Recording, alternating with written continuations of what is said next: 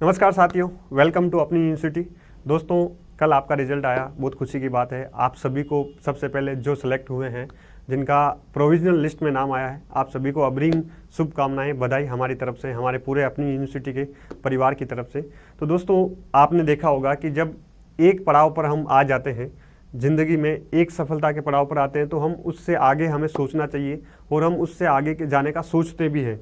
तो आप सभी को पता है कि आपका ये रिजल्ट कल जो आया है, उसके बाद में अब आपको क्या करना है, इसका पूरा रिजल्ट का एनालिसिस मैंने बहुत शानदार पिछली वैकेंसी के साथ तुलना करके बहुत प्रॉपरली आपको सिस्टमेटिकली मैंने कल आपको समझाया। आपने ज़रूर वीडियो देखा होगा, और वीडियो नहीं देखा है तो आप जाके देखिएगा कि पूरा एनालिसिस करके पिछली वैकेंसी में क्या कट ऑफ रही, कितने लोगों को 2 गुना में पास किया, कितने लोगों की क्या क्या फाइनल कट ऑफ गई, और इस बार उसके अकॉर्डिंग क्या क्या फाइनल कट ऑफ जा सकती है। इस पर पूरा डिटेल से मैंने एक चार्ट के माध्यम से आपको समझाया। ठीक है, वो जाके आप देखिएगा। और दूसरी बात मेन ये है कि कुछ लोग थोड़ा हताश भी हुए, थोड़े निराश भी हुए जिनके नंबर कम थे। हालांकि ये एग्ज़ाम ऐसा होता है, चाहे असिस्टेंट प्रोफेसर हो, चाहे फर्स्ट ग्रेड हो, इनमें मोटा मोटा हमें आइडिया लग जाता है कि हम कहाँ पे स्टैंड कर रहे हैं और हमारा सिलेक्शन होना है या नहीं होना है। तो वो एकदम घोर निराशा तो नहीं होती, क्योंकि वहाँ जैसे आरएस जैसे एग्जाम में हमें फाइनल इंटरव्यू देने के बाद तक हमें पता नहीं होता कि हमारी रैंक क्या आएगी या हमारा सिलेक्शन होगा या नहीं होगा। तो यहाँ पे ऑलमोस्ट हमें पहले ही क्लियर होता है कि यस, मैं यहाँ पे स्टैंड कर रहा हूँ इस नंबर पे, तो पिछली बार का ये सीन था, इस बार मोटा मोटा ये रहना है, तो मैं पहले से ही मान के चलता हूँ कि मेरा होना है या नहीं होना है। थोड़ा सा कन्फ्यूजन, थोड़ा सा समस्या, डिलेमा उनके होती है जो थोड़े से बाउंड्री पे होते हैं, राइट। तो ये पहले से ही ऑलमोस्ट क्लियर था कि आपका जो नंबर बन रहे हैं उसके अकॉर्डिंग आपका क्या रहने वाला है। लेकिन अब भी कुछ लोग बाउंड्री पे हैं जिनके 1-2 नंबर, 3-4 नंबर से ऊपर नीचे हैं, उनके लिए अभी भी संशय बना हुआ है। तो वो संशय अभी जैसे ही महीने 2 महीने में ये प्रोसेस पूरी होगी, उसमें आपको पता चल जाएगा। और अब क्या करना चाहिए आपको, आपने एक जो है स्टेज पूरी कर ली है, जो सिलेक्ट हो रहे हैं या जो सेलेक्ट नहीं भी हो रहे हैं, उनको क्या करना चाहिए, हम उसके ऊपर बात करेंगे टू द पॉइंट। चलिए, तो देखो यहाँ पे स्थिति जो बन रही है, वो स्थिति ये बन रही है कि 2 कैटेगरी के स्टूडेंट हैं। एक जिनका 3 कैटेगरी मान सकते हैं। एक वो स्टूडेंट है जिनका 2 गुना में सिलेक्शन हुआ है, आपका जिनका 2 गुना में आपका सिलेक्शन हुआ है। एक वो स्टूडेंट है, कल जो प्रोविजनल लिस्ट आई है, ठीक है, 2 गुना में आपका जो चयन हुआ है प्रोविजनल लिस्ट में, ठीक है।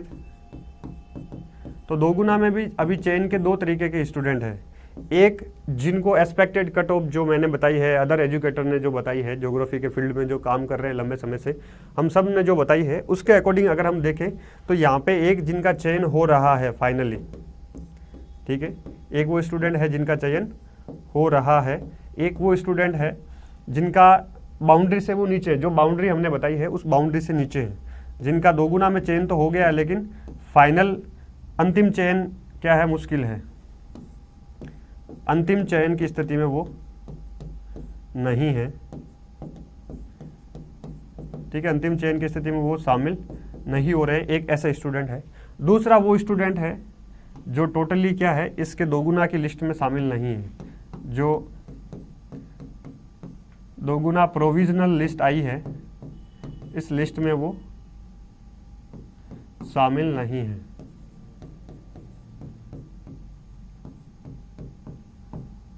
ठीक है, यहाँ पे ये 2 कैटेगरी हम देख सकते हैं, इसमें 2 कैटेगरी है, एक ये कैटेगरी है, राइट।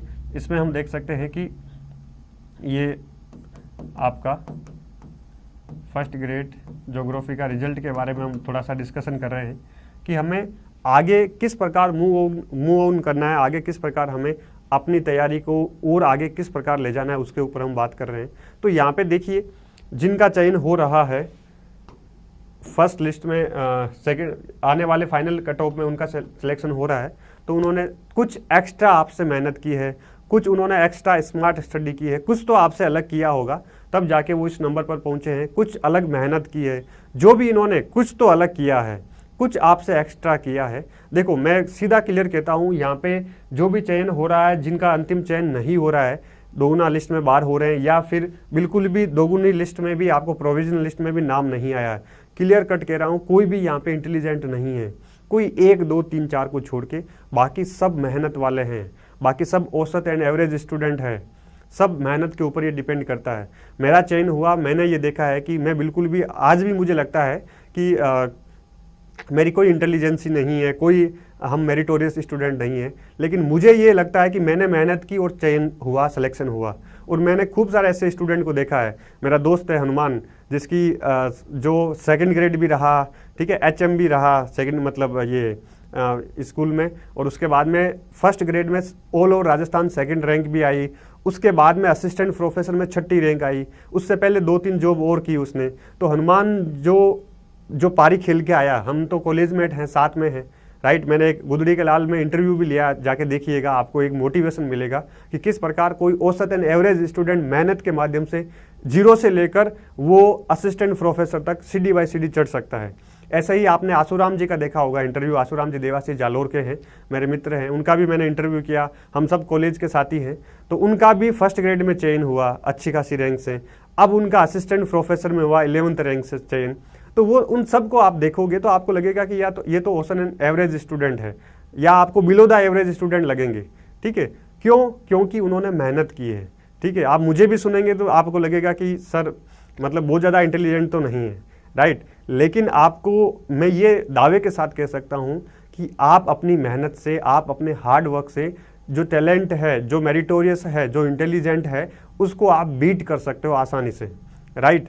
तो ये आपको करना है। ये सारे जो स्टूडेंट जिनका चयन हो रहा है, इन्होंने आपसे कुछ एक्स्ट्रा एफर्ट की है, थोड़ी सी अलग रणनीति अपनाई है और थोड़ा सा अलग हार्ड वर्क किया है, बस इतना सा ही माइनर सा ही अंतर रहता है चयन होने में और टेबल के इधर होने में, टेबल के पार उधर बैठने में, राइट। सिलेक्शन होने में, सिलेक्शन नहीं होने में इतना सा बारीक सा अंतर रहता है, बहुत बड़ा अंतर नहीं रहता है। आपने बहुत सारे स्टूडेंट ऐसे देखे होंगे जिन्होंने इधर बहुत मेहनत की है लेकिन फिर भी उनका नहीं हो रहा है, राइट। कुछ ना कुछ उन्होंने राइट कंटेंट नहीं पढ़ा है, कुछ ना कुछ उन्होंने मेहनत तो की है, फिर भी उन्होंने कुछ ना कुछ थोड़ी बहुत कमी रही है। तो इस वजह से ये सिस्टम रहा है। तो यहाँ पे सिलेक्शन जिनका नहीं हुआ है, इसका मतलब वो ये मत सोचो कि हम आउट हो गए हैं, अब हम कुछ नहीं कर पाएंगे, हम और बड़ा सोच नहीं सकते, ऐसा बिल्कुल नहीं है। तो दोस्तों आपको करना क्या है, अब आपको सामने जो सब्जेक्ट में आपके सामने जो वर्तमान में बड़ा अवसर है, एक बड़ी अपॉर्चुनिटी है, वो आपके सामने, उसके ऊपर हम बात करेंगे। क्योंकि फर्स्ट ग्रेड की नई वापस वैकेंसी आएगी, जरूर आएगी। हो सकता है कि सरकार, अभी चुनावी माहौल है, अभी ही घोषणा हो जाए, लेकिन 2023 में उसका एग्ज़ाम नहीं होगा, 24 में अभी घोषणा होती है तो एग्ज़ाम उसका 24 में होगा, ऐसा सीन बन रहा है। दूसरी बात, एक आपके सामने और ऑप्शन है, सबसे शानदार, सबसे बड़ा, वो है असिस्टेंट प्रोफेसर एग्ज़ाम, ठीक है। असिस्टेंट प्रोफेसर की ऐतिहासिक बड़ी वैकेंसी आने वाली है, राइट। चूंकि आपने पहले 1 साल, 1.5 साल, 2 साल ये फर्स्ट ग्रेड की तैयारी की, तो आपका सब्जेक्ट का बेस बहुत शानदार बना हुआ है, 100% शानदार बेस बना हुआ है। जिनका चयन हुआ है उनको तो एक पड़ाव आगे जाना ही है, ठीक है, उनको तो आगे बढ़ना ही है। जो आउट हो रहे हैं उनको भी क्या करना है, क्योंकि आपका रास्ता एक ही है, असिस्टेंट प्रोफेसर और फर्स्ट ग्रेड, एक ही सीढ़ी से आप एक ही रास्ते से आगे बढ़ते हैं। बस एक पड़ाव पर आप रुक जाते हैं तो वहाँ पे आपका फर्स्ट ग्रेड में चयन होकर वहाँ पर आप सेटिस्फाई हो जाते हैं, थोड़ा सा और, थोड़ी सी एंथुजियाज्म रखते हैं अंदर, थोड़ी सी अंदर और एनर्जी रखते हैं, थोड़ी सी और हिम्मत रखते हैं, तो उससे एक पड़ाव और आगे, जो एजुकेशन फील्ड की सबसे हाईएस्ट पोस्ट है और गवर्नमेंट की भी सबसे हाईएस्ट पेड वाली सैलरी वाली जॉब है असिस्टेंट प्रोफेसर, वहाँ तक आप पहुँच सकते हैं। जैसा कि मैंने एग्जाम्पल बताया, खूब सारे लोग पहुँचे हैं। जब हमारा सिलेक्शन हुआ था, हमारी काउंसलिंग हुई थी जयपुर में, तो जो हमारी 100 सीटें थी उस समय, सबका हाथ खड़े करवाए थे कि कौन पहले से ऑलरेडी जॉब में है। तो मुश्किल से हमारे जैसे जो सीधे फ्रेशर्स आए थे वो 10-12 लोग थे, बाकी 88 के स्टूडेंट के आसपास सारे first grade, second grade, third grade teacher लगे हुए थे, मतलब ऑलरेडी वो सेलेक्ट थे। तो मतलब उन्होंने क्या किया, सेलेक्ट होने के बाद अपने संग्राम को जारी रखा, वो एक स्टेज के बाद में जाकर रुके नहीं। तो आपको भी मैं यही कहना चाह रहा हूँ कि जो चयन हो रहा है उनको तो 100% करना ही है।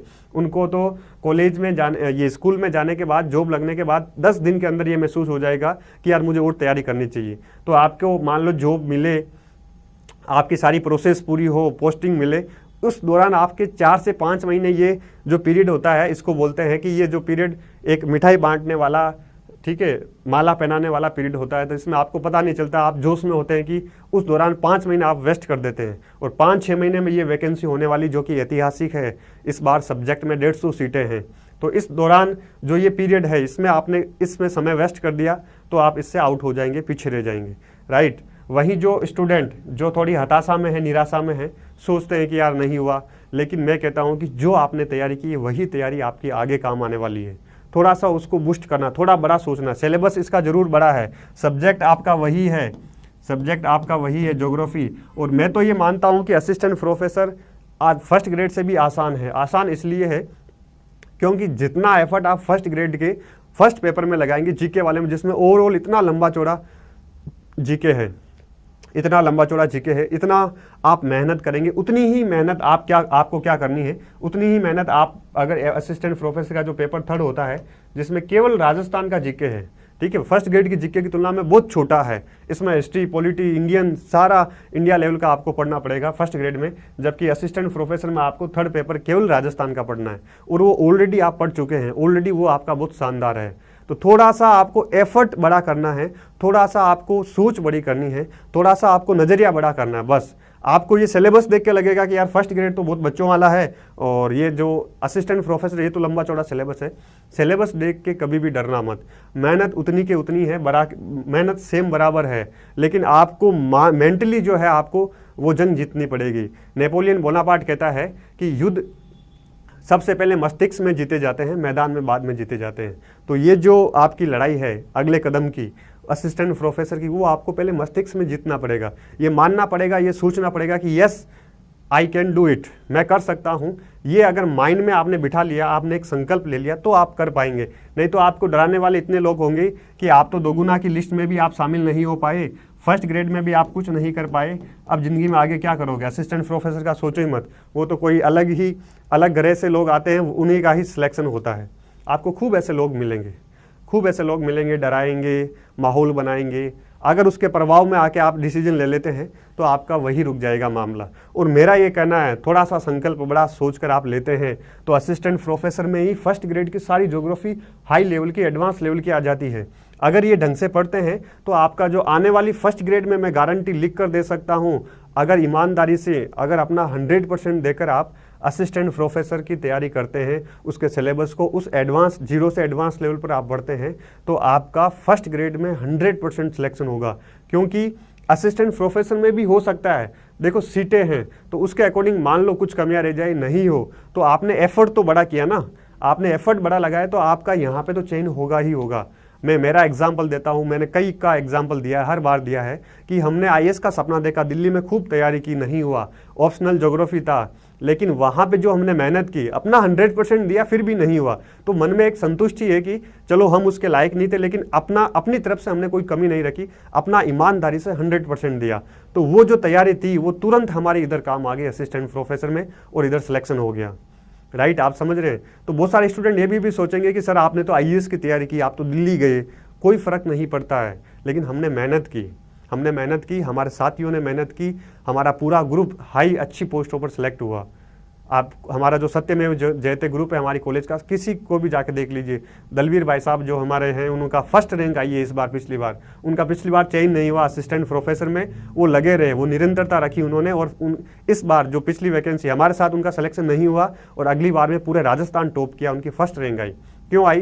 क्योंकि उसमें उन्हें वो निराश नहीं हुए, हताश नहीं हुए, उनको पता था, खुद के ऊपर विश्वास था, इस बार कुछ कमियां रही है, सुधारूंगा, मेहनत करूंगा, 100% लगा दिया, ठीक है, इस बार उनकी फर्स्ट रैंक आई, टॉप किया। तो ऐसा आप भी कर सकते हैं। थोड़ा सा बड़ा माहौल, मतलब जो एक चारों तरफ माहौल बन रहा है ना, जो ये डराने वाले, इनसे आपको दूर रहना है। अगर इनसे आप दूर होगे तो 100% आप थोड़ा सा सोचिएगा, थोड़ा सा देखिएगा चीज़ों को, चीज़ें सिलेबस देख के आपको लगेगा ये तो कभी टच भी नहीं किया, ये नया होगा। लंबा चौड़ा सिलेबस दिख रहा है, लेकिन इतना लंबा चौड़ा है नहीं, जितना आप उसको देखकर माइंड में एक पहाड़ खड़ा कर रहे हैं, इतना कुछ नहीं है।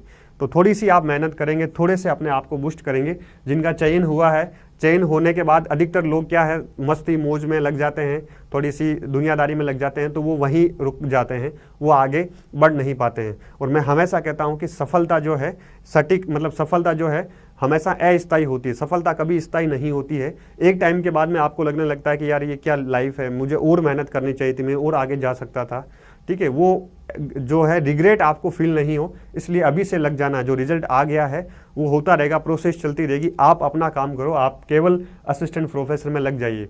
जो असिस्टेंट प्रोफेसर की तैयारी करेंगे उनका फर्स्ट ग्रेड में भी सिलेक्शन होगा, आगे वैकेंसी आएगी। तो दोनों ही चीज़ें हैं, अपना 100% मेहनत से करेंगे तो इसमें भी चयन हो सकता है, और यहाँ पर भी आपको दोगुने की लिस्ट में भी आप अगर नहीं आए हैं तो भी अपी बन सकते हैं। खूब लोग बने हैं जिन्होंने कई मतलब 100 एग्ज़ाम दे दिए, दुनिया का नहीं, भारत का कहें तो कोई भी एग्ज़ाम नहीं छोड़ा है। हमारे साथ भादू साहब हैं जिन्होंने हमारे साथ टॉप किया था, काफ़ी हमसे सीनियर हैं, एज में भी काफ़ी हैं, लेकिन उन्होंने निरंतरता रखी, उन्होंने लगातार मेहनत की, कई एग्ज़ाम दिए, 3rd grade, 2nd grade, 1st grade, कहीं नहीं हुआ, डायरेक्ट टॉप किया पूरा Rajasthan assistant professor vacancy 2016 geography में।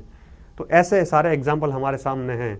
तो अगर आप थोड़े से 2-4 लोगों की बातों से आप माइंड में अपनी अवधारणा बनाकर अपने आप को कम आंक लेते हैं तो ये आप अपने साथ बहुत बड़ा धोखा कर रहे हैं, समझ जाइएगा दोस्तों। अगर इन सारे जो आपके नकारात्मक दोस्त हैं या नकारात्मक आपके चारों तरफ रिश्तेदार माहौल बना रहे हैं, अगर इसके भंवर में फंस गए तो उससे कभी ज़िंदगी में भी बाहर नहीं आ पाओगे, हमेशा डिप्रेशन में रहोगे, तनाव में रहोगे। दुनिया कुछ भी कहे, आपने जो पिछले 1-2 साल फर्स्ट ग्रेड की तैयारी की है उसी को और बूस्ट कर लो, उसी को और अच्छे से कर लो तैयारी। एपी की मान लो नहीं कर रहे हो, फिर भी नहीं लग रहा है, मैं सारी चीज़ें बता रहा हूँ, उसके बावजूद भी आपके माइंड में फिट नहीं हो रहा, तो वापस लग जाइए, फर्स्ट ग्रेड की तैयारी कीजिए, वापस फर्स्ट ग्रेड की तैयारी कीजिए, रुकना नहीं है। सिलेक्शन होगा, समय लग सकता है, अगर अपना 100% देंगे तो, बस मेरा फाइनली यही कहना है। तो ये चीज़ें थी क्लियर। और एक, क्योंकि आप जब तैयारी ही कर रहे हो कि आपको एजुकेशन फील्ड में ही जाना है तो आपको हाईएस्ट लेवल का सोचना चाहिए। और मैंने हमेशा कहा है कि जो सपने बड़े देखता है, जो ऊंची उड़ान भरता है, उसको हमेशा कुछ ना कुछ मिलता ही है। जो मानसिकता ही छोटी है तो वो कुछ नहीं कर पाता है। मैंने हमेशा ये भी कहा है कि छोटी सोच और पैर की मोच ज़िंदगी में व्यक्ति को कभी भी आगे नहीं बढ़ने देती है। इस बात का ध्यान रखिए, जितना छोटा सोचेंगे उससे नीचे ही रहेंगे। असिस्टेंट प्रोफेसर का सोचेंगे, जो टॉप हाईएस्ट पोस्ट है एजुकेशन फील्ड की, मान लो किसी कारणवश वहाँ नहीं पहुँच पाए अपना 100% देने के बावजूद भी, तो फर्स्ट ग्रेड तो चुटकियों में निकालोगे। अगर ये आप कर सकते हो, अपना 100% दे सकते हो, तो यहाँ आपके लिए चीज़ें आसान हो जाएगी। बस इस वीडियो में, आज के इस स्पेशल सेशन में मेरा यही कहना था। डिसीजन जीवन आपका है, डिसीजन आपको लेना है, एनालिसिस आपको करना है, बाहरी माहौल के प्रभाव में नहीं आना है। ये अगर आप देखेंगे तो आपका जीवन अच्छा होगा और बहुत सारी चीज़ें आपके अंदर खुद ही एक मैच्योरिटी आएगी, खुद ही आपके अंदर एक समझ विकसित होगी, दुनिया को देखने की, चीज़ों को देखने की, समझने की, अपने बारे में डिसीजन लेने की, आगे की ओर एक मूव ऑन होने की आपके अंदर एक शक्ति आएगी, एक ताकत आएगी।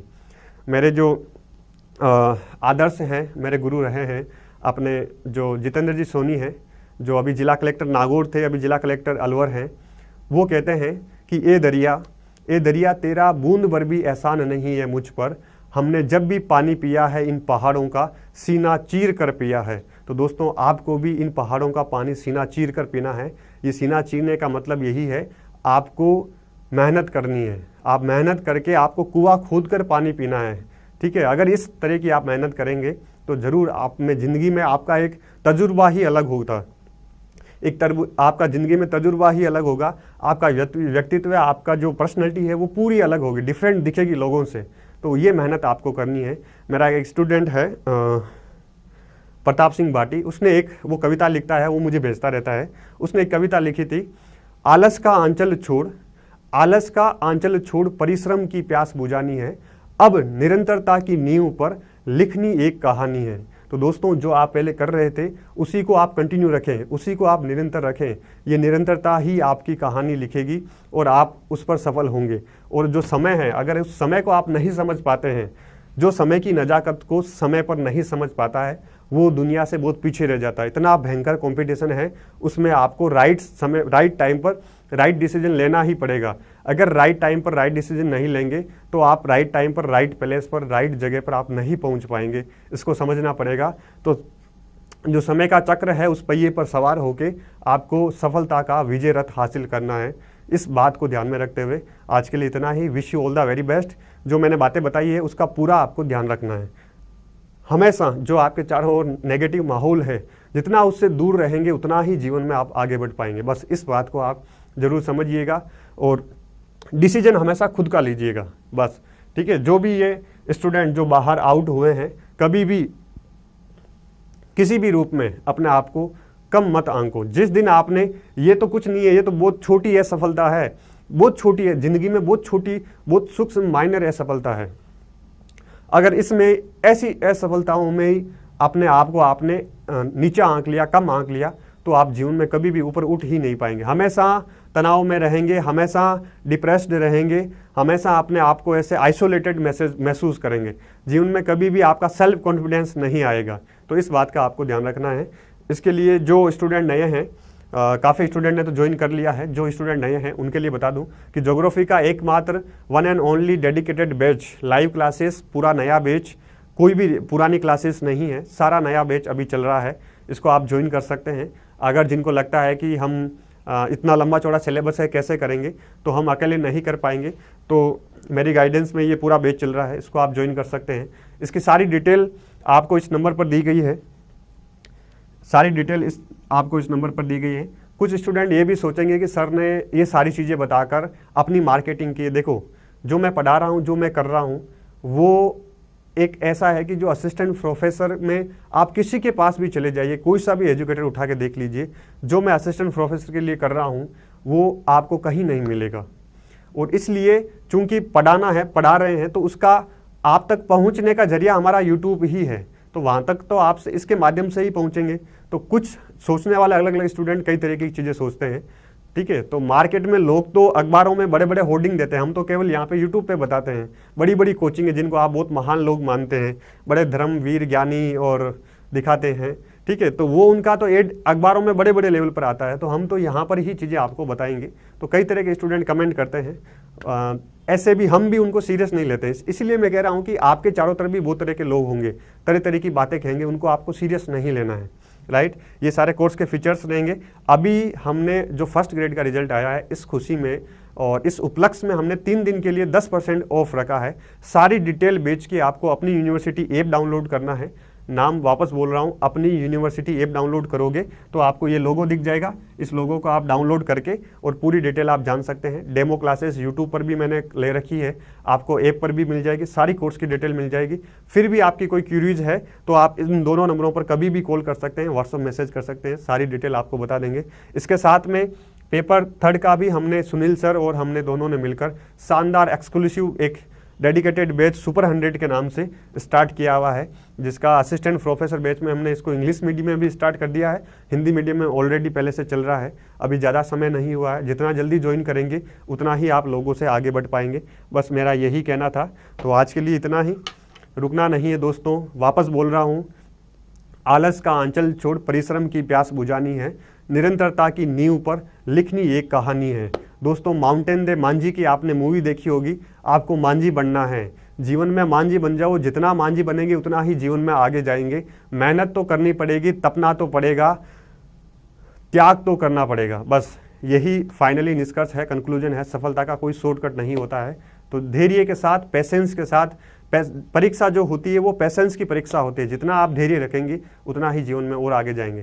Thank you, wish you all the very best, good luck.